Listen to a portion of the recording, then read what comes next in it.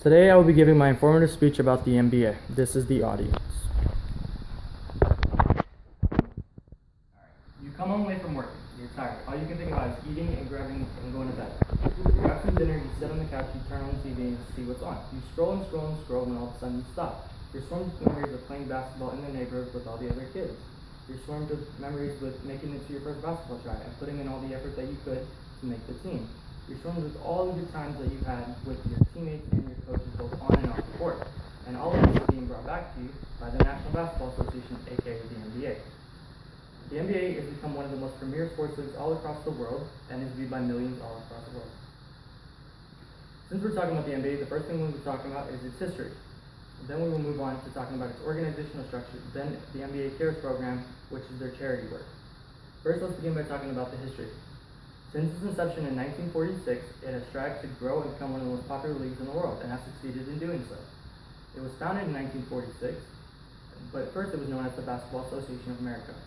In 1949, it merged with the National Basketball League and then became the NBA that we know today.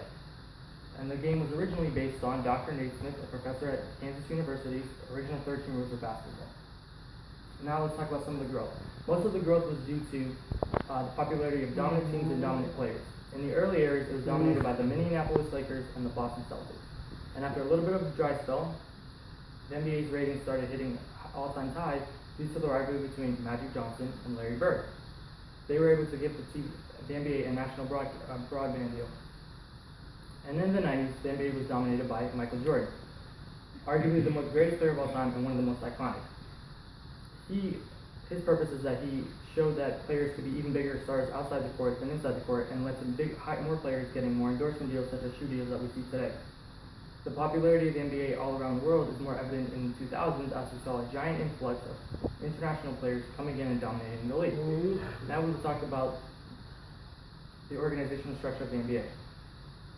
According to the Constitution, it is organized to operate a league full of professional basketball teams, each being represented by a member of an association. The Constitution sets a map for the roles and responsibilities of the owners, the board of governors, and the commissioner of the league. The byline shows a path of how the NBA should be run on a day-to-day basis. There are 30 owners in the NBA, each represents their own team. There's a commissioner that's voted on by each of the owners, and the board of governors votes on bigger decisions that affect the overall league of the NBA. Now let's focus on the players, and specifically the Players Union. The Players Union is known as the National Basketball Players Association. It is run by a president that is voted on by the rest of the players, and its responsibility is to ensure the rights of all players and to help assist in helping them maximize their potential on and off the court. Now that we covered the organizational structure, let's talk about NBA Cares. NBA Cares is the NBA's charity program, and it is described by NBA Cares that it is the league's social responsibility program that helps to raise awareness and provide service for all different types of causes all around the world. Service.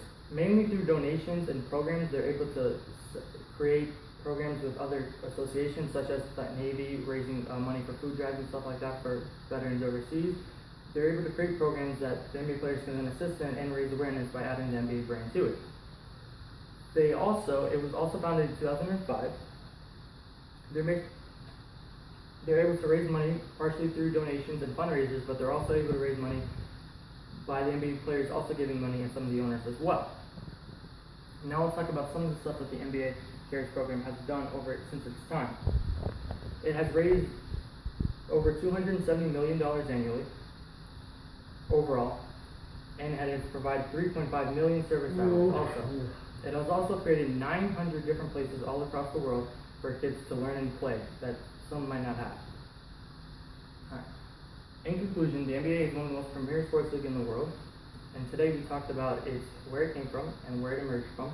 We talked about the structure of the NBA, and we also talked about the NBA Cares program in specific.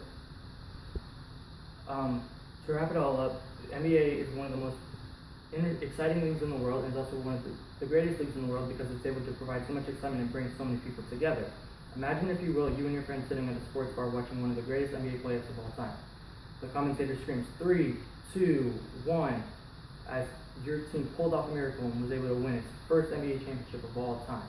Everyone jolts out of their seat, they're screaming, they're giving each other high fives, they're giving each other hugs, just an environment completely full of joy and cheer, all because of the NBA and all because of basketball. Basketball is able to bring people together, whether it's a couple of kids playing in the neighborhood, whether it's a couple of teenage kids playing at their school team, whether it's people just sitting down and watching TV, or even an entire nation voting for their team in the Olympics. Basketball is able to bring people together, and there's no bigger stage that it does it on than on the NBA. The end.